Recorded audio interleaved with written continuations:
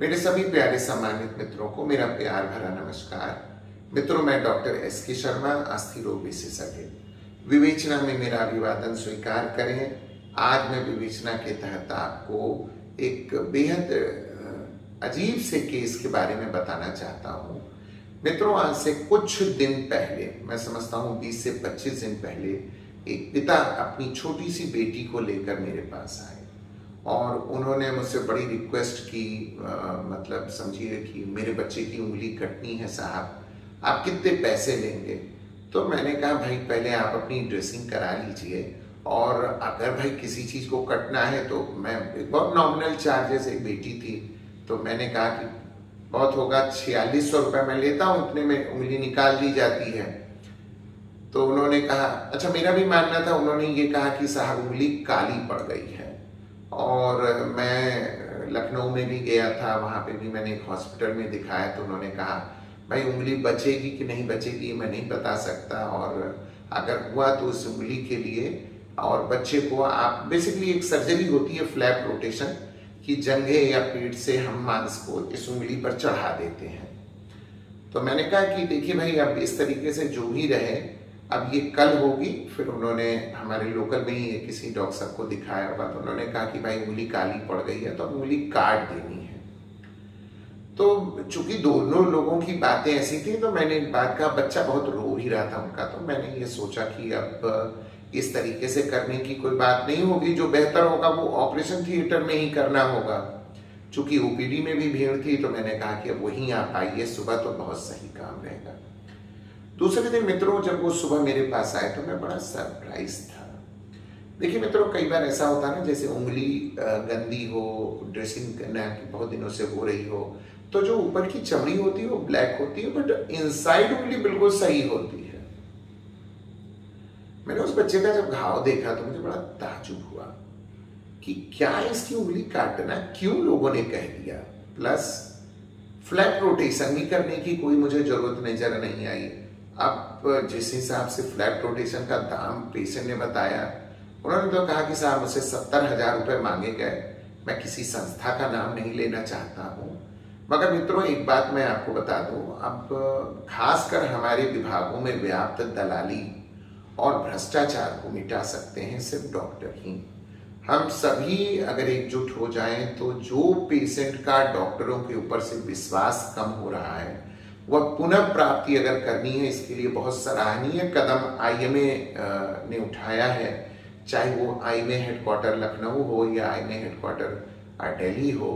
उन्होंने खासकर बहुत, मैं आपको अच्छे से बताऊं कि उन्होंने एक सर्कुलर भी जारी किया है कि इवन आपके इर्द गिर्द कोई ऐसा भी प्रैक्टिशनर है जो झोला छाप जिन्हें कह दीजिए आप, और वो गलत तरीके से काम कर रहे हैं, या आप ही का एमबीबीएस एमएस एमडी किया हुआ डॉक्टर एक नाम किसी अस्पताल में दे रहा है मगर वहां काम नहीं करने जाता है, तो आप उसका नाम का उजागर करें और सीएमओ के यहाँ भेज दें। ऐसे भी आगरा में एक पहल हुई है। मैं वहाँ के आईएमए के लोगों को भी बहुत धन्यवाद करूंगा कि आपका ये बहुत सराहनीय कार्य है।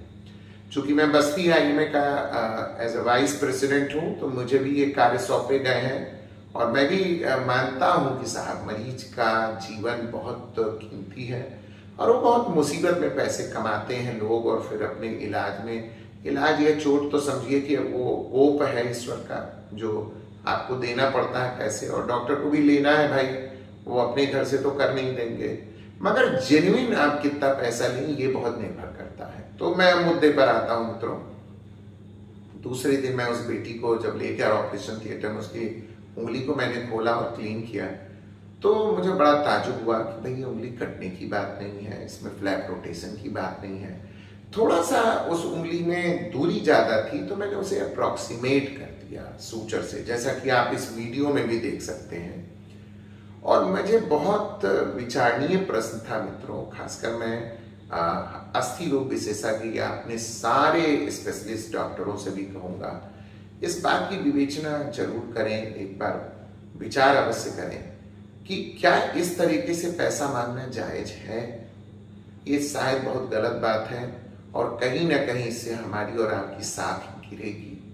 अब ये बात अलग है कि मैं YouTube पर इन सब चीज़ों को डाल देता हूँ, मगर कहीं ना कहीं पेशेंट अवेयरनेस भी बहुत जरूरी है कि यदि मरीज को बात समझ में ना आए, मान लीजिए मैं ही किसी का इलाज कर रहा हूं और मरीज को बात बहुत समझ में ना आए, तो जरूरी थोड़ी ना है कि वो मुझी से बात करेगा। अरे वो अन्य 2-3 डॉक्टरों से मिल लेगा, उनसे भी सलाह कर लेगा, फिर उसकी इच्छा वो जहां बेहतर समझे वो वहां ऑपरेशन कराए, ये बहुत बेहतर का काम होगा। अब साहब उस बंदे ने फिर हमारे व्हाट्सएप वाले यूट्यूब पर भी उन्होंने एक मैसेज किया, मैं थोड़ा सा मैसेज भी यहाँ डाल दे रहा हूँ। बेसिकली मुझे बहुत आइडिया नहीं है, अगर किसी हॉस्पिटल का नाम होगा तो मैं उसे कट कर दूंगा, वो अच्छा नहीं लगता है। मगर मैं ये बात सवरे पेशेंट और उनके अभिभावकों के लिए कहना चाहता हूँ, आप जागरूक बने। तो इस तरीके से मैं ये थोड़े से वीडियो क्लिप्स आपको दिखा दे रहा हूँ। वीडियो क्लिप्स क्या, मैं फोटोग्राफ्स दिखा दे रहा हूँ। इस तरीके की चीजें थी और अब वो बेटी बिल्कुल सही है। तो इस तरीके से मैं उम्मीद करता हूँ मित्रों, आप अपना ध्यान जरूर रखेंगे और विपरीत परिस्थिति में आप अपने ज्ञान को उपयोग भरपूर करेंगे। बहुत बहुत धन्यवाद। मैं डॉक्टर एस के शर्मा, अस्थि रोग विशेषज्ञ।